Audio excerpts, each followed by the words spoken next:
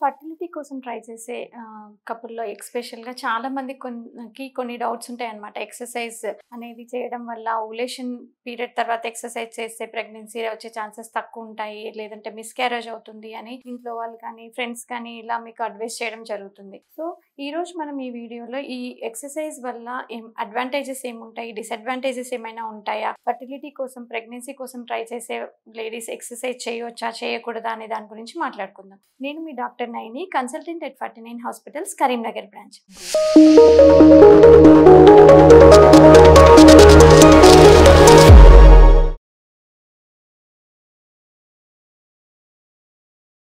ఎవరైతే ప్రెగ్నెన్సీ కోసం ట్రై చేస్తున్నారో వాళ్ళు రెగ్యులర్‌గా వాళ్ళు ప్రెగ్నెన్సీ అంటే ఇంతకుముందు చేసుకునే ఎక్సర్‌సైజెస్ ఏమన్నా ఉన్నాయా అంటే వాటన్నిటిని కూడా మీరు ప్రెగ్నెన్సీ కోసం ట్రై చేస్తున్నప్పుడు ఈవెన్ ప్రెగ్నెన్సీలో కూడా కంటిన్యూ చేయొచ్చనమాట. సో, ఎందువల్ల అంటే ఈ ఎక్సర్‌సైజ్ వల్ల ఎన్నో రకాల లాభాలుంటాయి. అంటే ఎస్పెషల్లీ సివియర్ ఇంటెన్సిటీ ఉన్న ఎక్సర్‌సైజెస్ కాకుండా అంటే ఎలాంటి ఎక్సర్‌సైజెస్ మీరు చూస్ చేసుకోవాలి అనంటే హై ఇంటెన్సిటీ ఎక్సర్‌సైజెస్ అనేవి అవాయిడ్ చేయాలి. ఎస్పెషల్లీ స్కైయింగ్, డైవింగ్, తర్వాత మౌంటైన్ క్లైంబింగ్, హైకింగ్ ఇట్లాంటివన్నీ కూడా కొన్ని రిస్క్‌తో సంబంధించినవి అనమాట. సో, మీరు ఒకవేళ ప్రెగ్నెన్సీ కోసం ట్రై చేస్తున్నట్టయితే మీరు అంతకుముందు ఇలా ఎక్కువ హై ఇంటెన్సిటీ ఎక్సర్‌సైజెస్ చేసినట్టయితే అవి కాకుండా మైల్డ్ టు మోడరేట్ ఇంటెన్సిటీ ఉన్న ఎక్సర్‌సైజెస్‌కి మార్చుకుంటే ఏంటంటే దానివల్ల మీరు అవి ట్రీట్మెంట్ తీసుకున్నప్పుడు కూడా కంటిన్యూ చేయొచ్చు. ఈవెన్ ప్రెగ్నెన్సీలో కూడా ఇవన్నీ కూడా మీరు కంటిన్యూ చేయొచ్చు డాక్టర్ సలహాతో. సో, దీనివల్ల మరి ఎలాంటి అడ్వాంటేజెస్ ఉంటాయి ఎక్సర్‌సైజ్ అనేది కంటిన్యూ చేయడం వల్ల?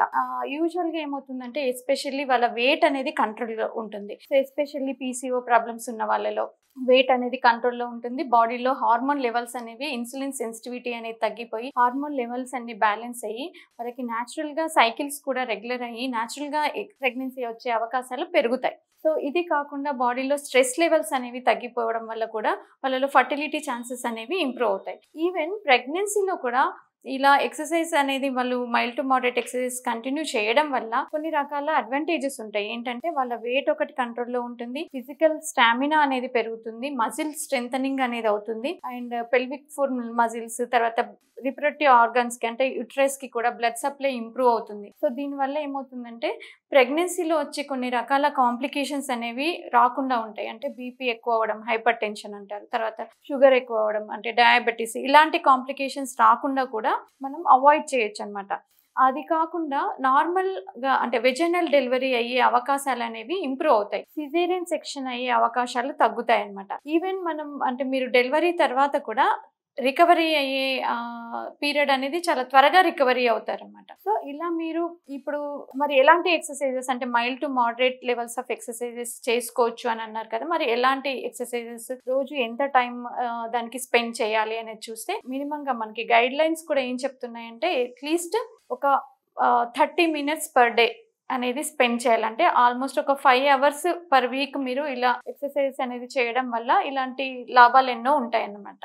సో, ఎలాంటి ఎక్సర్‌సైజెస్ మీరు చూస్ చేసుకోవచ్చు అంటే వాకింగ్ కానీ, లేదంటే రన్నింగ్ గానీ, సైక్లింగ్ గానీ, స్విమ్మింగ్ కానీ ఇలాంటివి యోగా, మైల్డ్ ఏరోబిక్స్ ఇలాంటివి మీరు చూస్ చేసుకోవచ్చు. అండ్ డైలీ ఖచ్చితంగా 30 మినిట్స్ ఈ ఎక్సర్‌సైజెస్ అనేది కంటిన్యూ చేస్తుండాలి. సపోజ్ మీరు ఒకవేళ ట్రీట్మెంట్‌కెళ్ళాల్సొస్తుంది. ప్రెగ్నెన్సీ కోసం ట్రై చేస్తున్నారు. చిన్న మెడికేషన్స్ తీసుకుంటున్నారు. మీకు ఫాలిక్యులర్ స్టడీ చేస్తున్నారు. సో, ఓవ్యులేషన్ ఎప్పుడవుతుంది అనేది ట్రాక్ చేస్తున్నారు. సో, దాని తర్వాత మీరు ఓవ్యులేషన్ ఈ టైంలో అయింది. న్యాచురల్‌గా మీరు ఇంటర్‌కోర్స్‌లో కంటిన్యూ చేయండి అని చెప్పి మీకు అడ్వైస్ చేసినప్పుడు కూడా మీరు ఈ ఎక్సర్‌సైజెస్ అనేవి ఆపేయాల్సిన అవసరం ఉండదు. రెస్ట్ తీసుకోవాల్సిన అవసరం ఉండదు. ఈవెన్ ఐయుఐ ప్రాసెస్ చేయించుకున్నా కూడా ఐయుఐ ప్రాసెస్ అంటే ఏంటంటే అండం విడుదలైన టైంలో హస్బెండ్ స్పెర్మ్స్ తీసి వాష్ చేసి దాన్ని గర్భసంచిలోకి పంపించడం. సో, ఈ ప్రాసెస్ తర్వాత కూడా మీరు రెస్ట్ తీసుకోవాల్సిన అవసరం ఉండదు. మీ డాక్టర్‌ని కన్సల్ట్ చేసి మీ రెగ్యులర్ రొటీన్ యాక్టివిటీతో పాటు మీ రెగ్యులర్‌గా రొటీన్‌గా చేసే moderate level of exercises continue చేసుకోవచ్చు. కానీ ఐవీఎఫ్ టైంలో కూడా మీరు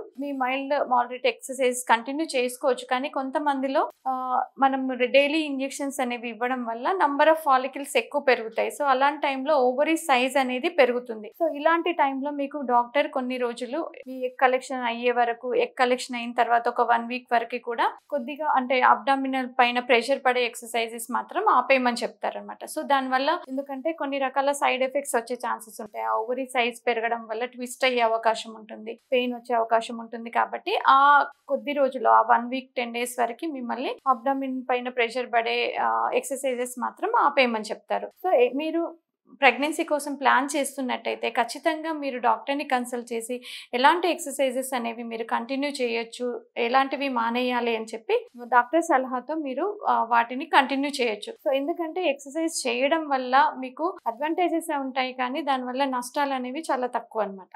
థ్యాంక్ యూ.